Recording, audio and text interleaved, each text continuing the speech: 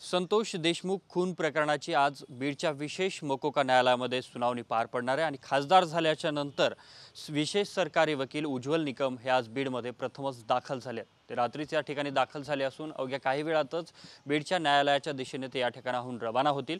मात्र आज संपूर्ण राज्याचं आजच्या या सुनावणीकडे लक्ष लागलंय, कारण संतोष देशमुख खून प्रकरणातला मुख्य सूत्रधार वाल्मिक कराड याने आपण दोषी नसून आपल्याला दोषमुक्त करण्यात यावं यासाठीचा अर्ज केलेला आहे आणि या अर्जावर आज निर्णय देण्यात येणार आहे। याचबरोबर सरकारी पक्षाच्या वतीने जे आरोपी आहेत त्यांची संपत्ती जप्त करण्यात यावी यासाठी देखील अर्ज करण्यात आलेला आहे आणि यावर देखील आज निर्णय येणार आहे। एकूणच काय तर आज महत्त्वाच्या 2 अर्जावरती बीडचं न्यायालय निर्णय देणार आहे आणि विशेष म्हणजे सरकारी वकील हे खासदार झाल्याच्या नंतर आज प्रथमच बीडमध्ये आलेत आणि त्यांच्या उपस्थितीमध्ये आज हे निर्णय येणार आहेत।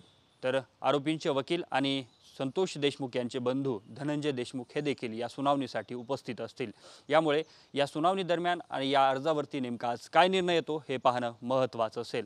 कॅमेरामन विनोद हुमनाबादकरसह मी अशोक काळकुटे, TV9 मराठी, बीड।